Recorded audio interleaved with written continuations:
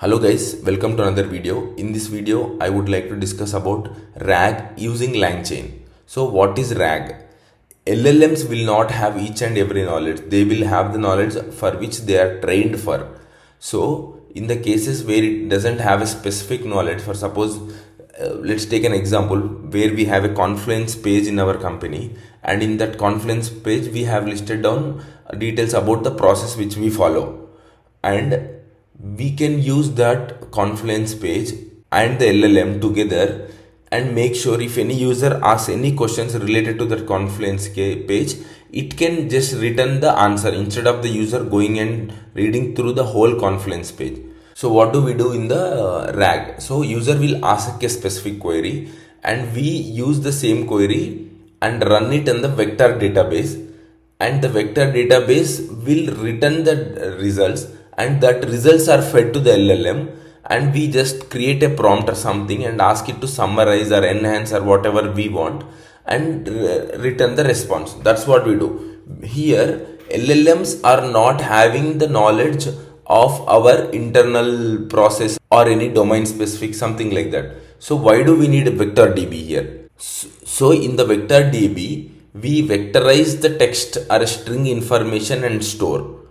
And what is the advantage of using vector DB is when we store a very big documents or strings in the database, it is very tough to query and fetch the result. But in case if we use the vector DB will store the semantic meaning of the text, so that when we query, it fetches all the vectors related to the query. So the query which we trigger will also be converted into a vector, and that vector will search all the similar vectors and returns the response. So that response will be fed to the LLM, and the LLM will give us the summarized information. So let's see how we can implement it through the code using LangChain. So I just created an OpenAI API key. I just imported the required libraries. I am reading a PDF file. Here I am reading a PDF file of a story. That's it.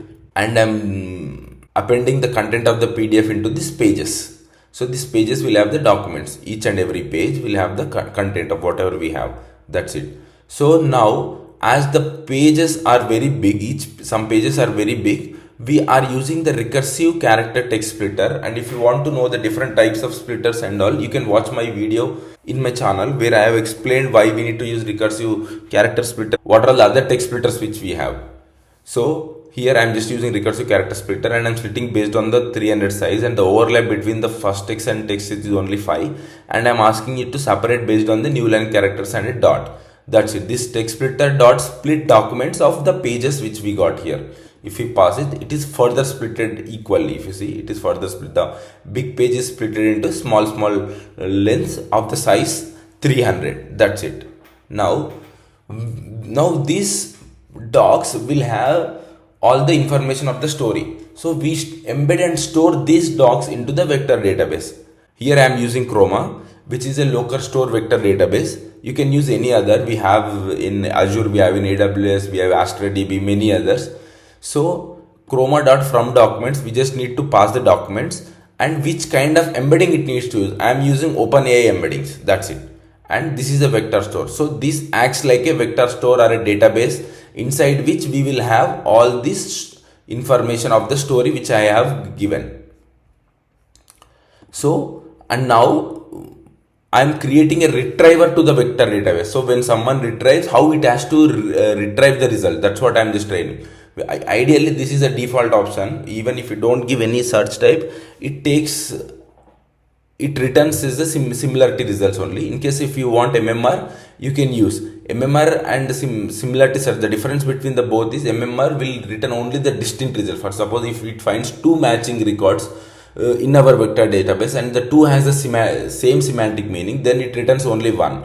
So I'm using MMR, and the result it needs to return is a 5. I'm asking it to give the top 5 matching records from the vector DB. That's it. So before that, I am using multi-query retriever as well. I've explained what are all the techniques or the functionalities or the features which we can apply on the retriever so that we get the more accurate or the precise response in my previous video. So you can check in my LangChain playlist where I have explained the different retrieval techniques. So right now I am using only one technique, which is multi-query retrieval. What it does is it will use the LLM and creates the multiple questions based on the query we give. It creates the multiple questions with the same, which have the same context, and use all those questions on this retriever and fetch this top 5 similar records. That's it. Instead of just querying on the one query which we pass, it creates the different types of questions with the same context which we have in the question which we give. So now, from now on, instead of using retriever, we have to use retriever from LLM dot invoke of query. So it returns the results. It returns the 5 results because we have given 5. So it has written the five documents. That's it. So what is the question we have asked? I just asked this question. What happened one evening in December while Laura's father, mother and Laura are conversing around the fireside? So it should return this context. It has almost written the same context only. One evening in December, as my father, mother, see. It written the similar results only. That's it. Now, once we got the result from the vector DB for the query which we have, we need to pass these results to the LLM and ask it to summarize or whatever we want. So, to ask something to the LLM based on the context we have, we can do that with the prompt. So I am just creating a template. I am just asking, you are a good at summarizing the conversation or a story. So please use the below context and summarize without missing any pointers. So the context is what we have here. I'll pass it at the runtime. And the query is the same query which we asked it to the vector DB. That's it. So to create a prompt, we have to use the prompt template dot from template, the template. That's it. And this will be the prompt. So I'm creating a chain out of it here. And the first one is the prompt, model and the output parser, because I need the output as a string. So this prompt expects 2 arguments, context and the query, that we need to pass at the runtime. So I am using the runnable pass through. So this context is to pass any values to the prompt. We can use runnable pass through. You can watch my previous videos on what is runnable pass through and all. But on a high level, to pass anything at the runtime, we'll use runnable pass through in LangChain. So this context is nothing but this final context which we get here. What we are doing is we are just iterating through these retrieved documents, and we are just appending it to a string. That's it. This string will have the content of these 5 documents which we got from the vector DB. That's it. So the context will be that one, and the query which I'll pass at the runtime. That's why I'm using the runnable pass through, and this information will be passed to the prompt, and the prompt output will be passed to the model, and the model output will be passed to the str output parser. That's what this pipe does. One output will be passed to the next. That's it. And now I can use chain.invoke of query.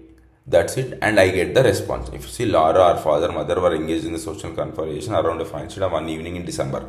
That's what we have here as well. So this is how we build a RAG. So whenever the LLMs doesn't have a knowledge on a specific topic, then we can use RAG over there.